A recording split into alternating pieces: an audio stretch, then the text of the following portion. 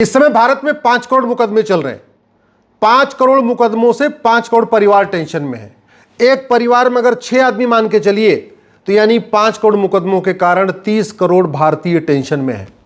30 करोड़ भारतीय टेंशन में होने का मतलब ऑस्ट्रेलिया की जनसंख्या 2 करोड़ से थोड़ा सा ज्यादा है, यानी 14 ऑस्ट्रेलिया के बराबर भारत में लोग मुकदमों के कारण टेंशन में है। कनाडा की जनसंख्या 4 करोड़ से थोड़ी सी ज्यादा है, यानी 7 कनाडा के बराबर भारत में लोग मुकदमों के कारण टेंशन में है। ऑस्ट्रेलिया की जनसंख्या 15 करोड़, रूस की जनसंख्या 15 करोड़ है। इसका मतलब 2 रूस के बराबर लोग भारत में मुकदमों के कारण टेंशन में। 1 अमेरिका के बराबर भारत में लोग मुकदमों के कारण टेंशन में है। फिर भी इस सड़ी हुई पुलिस, प्रशासनिक और न्यायिक व्यवस्था पे संसद में कोई चर्चा ही नहीं हो रही। इस सड़ी हुई पुलिस, प्रशासनिक, न्यायिक व्यवस्था से व्यापारी भी परेशान है, मध्यम वर्ग भी परेशान है, उच्च वर्ग भी परेशान है, मजदूर भी परेशान है, किसान भी परेशान है, फैक्ट्रियों के मालिक भी परेशान है। इस सड़ी हुई पुलिस, प्रशासनिक, न्यायिक व्यवस्था से हिंदू, मुस्लिम, पारसी, ईसाई, यहूदी, बहाई, बौद्ध, जैन सब परेशान है। फिर भी संसद में police reform, judicial reform, administrative reform पे कोई चर्चा ही नहीं हो रही। और इसका मैं क्लासिक एग्जांपल बताता हूं कि सड़ी हुई कानून व्यवस्था के कारण होता क्या है। पिछले सप्ताह फरीदाबाद में, हरियाणा के फरीदाबाद में एक बिहार का परिवार, गरीब परिवार जो खेती का काम करता था, दबंगों ने उसकी 2 बेटियों को बोला कि इन 2 बेटियों की शादी हमारे परिवार में करो। पिता ने मना कर दिया, बोले हम तो बिहार के रहने वाले, हम अपनी शादी विवाह बिहार में करेंगे, हम अपने क्षेत्र में करेंगे, अपने जाति में करेंगे। दबंगों ने पिता की हत्या कर दिया। जिन 2 बेटियों की शादी के लिए कह रहे थे, जबरदस्ती शादी करना चाहते थे, उन बेटियों को शादी के लायक छोड़ा ही नहीं, मार मार के उनका हाथ पैर तोड़ दिया। जब वो पत्नी यानी मां और एक छोटी बेटी और एक बेटा पुलिस में शिकायत दर्ज कराए, मुकदमा कराए, तो उसके बाद उनको धमकी दे रहे हैं कि मुकदमा वापस ले लो, नहीं तो तुम्हें जिंदा नहीं छोड़ेंगे। फरीदाबाद में हो रहा है, दिल्ली से सटे हुए फरीदाबाद में हो रहा है। मैं बार बार कहता हूं, सिंगल इंजन की सरकार हो, डबल इंजन की सरकार हो या ट्रिपल इंजन की सरकार हो, जब तक कानून नहीं बदलेगा, जब तक police reform, judicial reform, administrative reform नहीं होगा, तब तक लोगों को न्याय नहीं मिलेगा। जब तक कठोर कानून नहीं बनेगा, जस्टिस विद इन ईयर लागू नहीं होगा, तब तक लोगों में कानून का खौफ नहीं पैदा होगा। भारत में सब बातें हो रही हैं, समाजवाद की बात, अंबेडकरवाद की बात, लोहियावाद की बात, दुनिया भर के चर्चा होती रहती है। दुनिया भर के बकवास की चीजों पे संसद में तू मैं आरोप प्रत्यारोप होता रहता है, नूरा कुश्ती होती रहेगी, बतौलेबाजी हो रही, लेकिन सड़े हुए कानूनों को बदलने पे चर्चा ही नहीं होती। आप खुद भी सोचिए, पिछले 20 वर्षों में, या जब से आप टीवी देख रहे हैं, जब से आप अखबार पढ़ रहे हैं, कभी आपने सुना कि संसद में इस बात पे चर्चा हुई हो कि भारी पुलिस चार्टर लागू करो, जुडिशियल चार्टर लागू करो, एडमिनिस्ट्रेटिव चार्टर लागू करो, सिटीजन चार्टर लागू करो, 1 साल के अंदर लोगों को न्याय दो? इस पर चर्चा हो रही है क्या? दूसरा एग्जाम्पल आपको मैं उत्तर प्रदेश का देता हूं। 1985 में 10 बीघे जमीन जो थी, वो जो शंकर जी के नाम पे थी, शिव मंदिर के नाम पे थी, उस जमीन का विवाद शुरू हुआ। केवल उसमें इतना तय होना था कि रघुवीर मिश्रा 31 मार्च को मरे कि 2 अप्रैल को मरे। अरे ये पता करना बहुत आसान है। जो कह रहा है 31 मार्च को मर गए, उनका narco polygraph brain mapping test कर लो। जो कह रहा है 2 अप्रैल को मरे, उनका narco polygraph brain mapping test कर लो। 2 दिन के अंदर पता चल जाएगा रघुवीर मिश्रा किस दिन मरे। 40 साल बीत गया, अभी तक ये नहीं तय हो पाया कि रघुवीर मिश्रा 31 मार्च को मरे कि 2 अप्रैल को मरे। 40 साल बीत गया, अभी तक जौनपुर में यह नहीं तय हो पाया कि असली वसीयत किसकी है और नकली वसीयत किसकी है। मुकदमा चलता जा रहा है, चलता जा रहा है, चलता जा रहा है, और आज भी वो मुकदमा सबसे निचले स्तर पे है, जिसको कहते हैं चकबंदी अधिकारी। चकबंदी अधिकारी मुकदमे का डिसीजन 40 साल में नहीं कर पाया। इसके बाद अगर आज वो कर भी दे 2025 में, 1985 मुकदमा शुरू हुआ था, अगर 2025 में फैसला कर भी दे, तो फिर इसकी अपील होगी एसओसी के यहाँ, फिर उसकी अपील होगी डीडीसी के यहाँ, फिर उसकी अपील होगी चकबंदी कमिश्नर के यहाँ, फिर उसकी अपील होगी हाई कोर्ट में, फिर उसकी अपील होगी सुप्रीम कोर्ट में। 3 जनरेशन मुकदमों में जा चुकी है पिछले 40 साल में।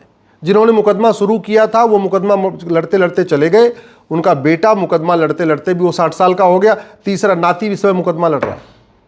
ये मैं तो आपको 2 एग्जाम्पल दिए, ये कड़वी सच्चाई है। पंचकुला के कर्नल कबोत्रा, जिन्होंने भारत के लिए युद्ध लड़ा था पाकिस्तान से, 1971 का वॉर लड़ा था, वो कर्नल कबोत्रा के घर पे कब्जा हो रखा है, अपना घर नहीं छुड़ा पा रहे, पिछले 25 सालों से अपने घर को वापस लेने के लिए लड़ाई लड़ रहे हैं पठानकोट में, उनका मुकदमा चल रहा है। ऐसे अनेक एग्जाम्पल है, सुबह से लेकर शाम तक समाजवाद, राष्ट्रवाद, अंबेडकरवाद, लोहियावाद, मार्क्सवाद, लेनिनवाद, दुनिया भर की बकवास चीजें होती रहती है, लेकिन कभी ढंग से वास्तव में जिससे लोगों को न्याय मिले इस पर चर्चा ही नहीं हो रही है। 1985 में जब आज के 40 साल पहले मुकदमा शुरू हुआ था उत्तर प्रदेश में, उसके बाद अब तक 20 मुख्यमंत्री बदल चुके हैं। एनडी तिवारी जब मुख्यमंत्री थे उसके बाद ये उस समय मुकदमा शुरू हुआ था 1985 में, उसके बाद वीर बहादुर सिंह जी मुख्यमंत्री बने, फिर एनडी तिवारी मुख्यमंत्री बने, फिर मुलायम सिंह मुख्यमंत्री बने, फिर कल्याण सिंह जी मुख्यमंत्री बने, फिर राष्ट्रपति शासन लगा, फिर मुलायम सिंह मुख्यमंत्री, फिर बहन मायावती मुख्यमंत्री, उसके बाद फिर राष्ट्रपति शासन, फिर बहन मायावती मुख्यमंत्री, फिर कल्याण सिंह जी मुख्यमंत्री, फिर राम प्रकाश गुप्ता मुख्यमंत्री, फिर उसके बाद राजनाथ सिंह जी मुख्यमंत्री बने, फिर मायावती जी फिर मुख्यमंत्री बनी, फिर मुलायम सिंह जी मुख्यमंत्री बने, फिर मायावती जी मुख्यमंत्री बने, फिर अखिलेश जी मुख्यमंत्री बने, फिर योगी जी मुख्यमंत्री बने, योगी जी दूसरी बार मुख्यमंत्री बन गए। लेकिन मुकदमा आज भी जौनपुर का जो 10 बीघे जमीन का मुकदमा है, जो मंदिर की जमीन है, मंदिर की जमीन का मुकदमे का फैसला 40 साल बीत हो चुका है, अभी तक वहीं का वहीं चकबंदी अधिकारी के यहाँ। इस 40 साल में 10 लोग तो प्रधानमंत्री बन चुके हैं। जब यह मुकदमा शुरू हुआ था 1985 में, उस समय राजीव गांधी जी प्रधानमंत्री थे, उसके बाद वीपी सिंह जी प्रधानमंत्री बने, चंद्रशेखर जी प्रधानमंत्री बने, पीवी नरसिंह राव प्रधानमंत्री बने, अटल बिहारी वाजपेयी जी प्रधानमंत्री बने, देवगौड़ा जी प्रधानमंत्री बने, गुजराल साहब प्रधानमंत्री बने, फिर वाजपेयी जी प्रधानमंत्री बने, मनमोहन सिंह जी 2 बार प्रधानमंत्री बने और मोदी जी तीसरी बार प्रधानमंत्री बने। मुकदमा ज्यों का त्यों वहीं चकबंदी अधिकारी के यहाँ। जब मैं बार बार कहता हूं ना, डॉक्टर बदलने से बीमारी ठीक नहीं होती है, दवा बदलना पड़ता है। कुछ लोग सोचते हैं कि अरे कैसे कैसे हो सकता है। अब आप एग्जाम्पल देख लीजिए कि पिछले 40 वर्षों में उत्तर प्रदेश के 20 लोग मुख्यमंत्री बन चुके हैं, पिछले 40 वर्षों में केंद्र में 10 लोग प्रधानमंत्री बन चुके हैं, उत्तर प्रदेश में 10 लोग राज्यपाल बन चुके हैं, 10 राष्ट्रपति अब तक बदल चुकी है और 50 चीफ जस्टिस ऑफ इंडिया बदल चुके हैं। लेकिन मुकदमा ज्यों का त्यों वहीं चकबंदी अधिकारी के यहां पड़ा हुआ है। ये मैंने आपको एक एग्जांपल दिया, ऐसे आपको यूपी में, बिहार में, बंगाल में, हर जगह आपको, गुजरात में भी एग्जांपल मिलेगा, तमिलनाडु में भी एग्जांपल मिलेगा, हर जगह मुख्य एग्जांपल मिलेगा। लेकिन संसद में न जस्टिस विद इन ईयर के ऊपर चर्चा हो रही है, न पुलिस रिफॉर्म पे चर्चा हो रही है, न जुडिशियल रिफॉर्म पे चर्चा हो रही है, न एडमिनिस्ट्रेटिव रिफॉर्म पे चर्चा हो रही है, न इस घटिया पुलिस एक्ट को बदल के नया एक पुलिस चार्टर लागू करने पे चर्चा हो रही है कि जहां 1 घंटे के अंदर एफआईआर होगा और 1 महीने के अंदर जांच पूरी होगी, न इस 1908 के सिविल प्रोसीजर कोड के ऊपर चर्चा हो रही है। ये इतनी घटिया है कि तारीख पे तारीख, तारीख पे तारीख, तारीख पे तारीख, आप देख लीजिए 40 साल से केवल तारीख मिल रही है और कुछ नहीं मिल रहा है। न तो जो मुकदमा लंबा चलता है उसका सबसे बड़ा कारण है भ्रष्टाचार। जो दबंग होता है वो पैसा फेंकता जाता है, पैसा फेंकता जाता है और आराम से तारीख लेता जाता है, लेकिन भ्रष्टाचार के ऊपर चर्चा नहीं हो रही। 1988 का महासड़ा हुआ घटिया ये प्रिवेंशन ऑफ करप्शन एक्ट, इसको बदलने पे संसद में कोई आवाज नहीं उठा रहा है। बस गांधीवाद, लोहियावाद, अंबेडकरवाद, लेनिनवाद, मार्क्सवाद, दुनिया भर के वादों की चर्चा होगी, कोई आवाज नहीं उठा रहा है। ये बेनामी प्रॉपर्टी एक्ट, अल्टीमेटली मुकदमा लंबा क्यों चलता है? क्योंकि तहसीलदार पैसा लेता है, थानेदार पैसा लेता है, एसडीएम पैसा लेता है, जजेस भी पैसा ले रहे हैं, हाई कोर्ट के जज भी पैसा ले रहे हैं।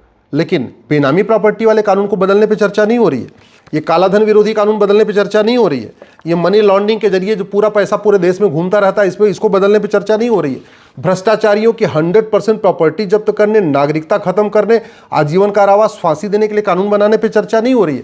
ये आज तक कभी संसद में इस बात पे चर्चा नहीं हुई कि झूठ पकड़ने के लिए नार्को पॉलीग्राफ ब्रेन मैपिंग कानून बनाया जाए। कभी संसद में इस बात पे चर्चा नहीं हुई कि झूठा कागज बनाना गंभीर अपराध घोषित किया जाए। आप खुद भी सोचिए, को आज तक किसी भी समाजवादी, लोहियावादी, अंबेडकरवादी, गांधीवादी, मार्क्सवादी, लेनिनवादी, राष्ट्रवादी सांसद ने संसद में इस बात को उठाया कि भाई झूठा आधार बनवाना, झूठा राशन कार्ड बनवाना, झूठा ड्राइविंग लाइसेंस बनवाना, झूठा वसीयत बनवाना, झूठा विरासत बनवाना, झूठा बर्थ सर्टिफिकेट बनवाना, झूठा डेथ सर्टिफिकेट बनवाना, ये इसको गंभीर अपराध घोषित कर दिया जाए इस कानून में? कभी आवाज उठाई क्या? नहीं उठाई। झूठ पकड़ने के लिए नार्को पॉलीग्राफ ब्रेन मैपिंग कानून होना चाहिए, इस पर किसी ने आवाज उठाई क्या? लोग झूठी शिकायत से परेशान हैं, झूठी गवाही से परेशान है, झूठी जांच से परेशान है, झूठे एफिडेविट से परेशान है। इस झूठ को गंभीर अपराध घोषित करने में कभी संसद में चर्चा हुई क्या? नहीं। मैं कई बार कहता हूं, ये जो दुनिया भर का पाखंड चल रहा है ना, इससे आम जनता दुखी है, परेशान है, कराह रही है। लेकिन उसको कोई रास्ता नहीं मिल रहा है, वो करे क्या। बहुत करती है सांसदों के यहाँ चली जाती है, बहुत करती है विधायकों के यहाँ चली जाती है, बहुत करती है मंत्रियों के यहाँ चली जाती है, जाती है हाथ पैर जोड़ती है, लेकिन उसको कोई रास्ता नहीं मिल रहा है। और ऐसे लगता है कि आंखों का पानी खत्म हो चुका है।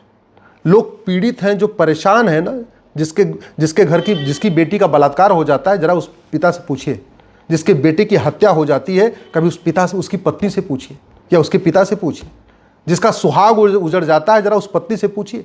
मैं तो कल देख के आया हूं, आई थी वो मनोज तिवारी जी के यहाँ वो परिवार आया था बिहार का, जिसके पति को मार दिया और जिसकी बेटियों का हाथ पैर तोड़ दिया फरीदाबाद में। असहाय है बेचारी, कुछ नहीं हो रहा है। और सबसे बड़ी बात ये, फर्जी लोगों को जेल में डाल दिया गया, दबंग बाहर घूम रहे हैं। ये है पैसे का कमाल। पुलिस भ्रष्टाचार, थाना भ्रष्टाचार का अड्डा बना हुआ है। इतने बड़े देश में एक भी थाना भ्रष्टाचार से मुक्त नहीं है। इतने बड़े देश में एक भी तहसील भ्रष्टाचार से मुक्त नहीं है। 800 जिले हैं, एक भी जिला भ्रष्टाचार से मुक्त नहीं है। 6000 तहसील में एक भी तहसील ऐसी नहीं है जहां कहें कि हम ईमानदारी से काम हो रहा है। एक भी नगर निगम भ्रष्टाचार मुक्त नहीं है। एक भी सरकारी डिपार्टमेंट भ्रष्टाचार नहीं है, मुक्त नहीं है। जबकि भ्रष्टाचार को 1 साल में खत्म किया जा सकता है। 1 साल के अंदर कानून का खौफ पैदा कर दिया जाए, 100 रुपए से बड़ी नोट बंद कर दिया जाए, 5000 रुपए से महंगे सामान का कैश लेन देन बंद कर दिया जाए, और भ्रष्टाचारियों की 100% प्रॉपर्टी जब्त करने, नागरिकता खत्म करने, आजीवन कारावास, फांसी देने के लिए कानून बना दिया जाए। मैं गारंटी के साथ कहता हूं 1 साल के अंदर भ्रष्टाचार खत्म हो जाएगा। जैसे सिंगापुर में भ्रष्टाचार खत्म हो गया, जैसे न्यूजीलैंड में भ्रष्टाचार खत्म हो गया, जैसे अमेरिका में भ्रष्टाचार खत्म हो गया, आराम हो जाएगा। ये जितने भी लेखपाल हैं, पटवारी हैं, थानेदार हैं, हवलदार हैं, तहसीलदार हैं, सब ईमानदार बन जाएंगे।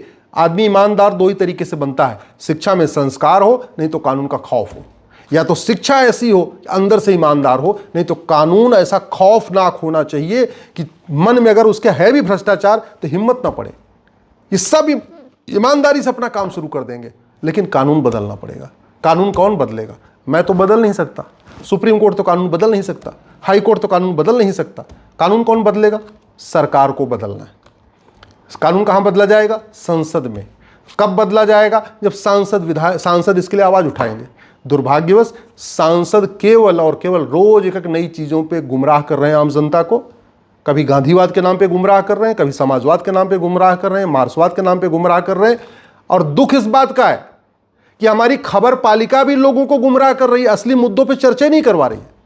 5 करोड़ मुकदमों से 5 करोड़ परिवार टेंशन में है, 30 करोड़ लोग टेंशन में है।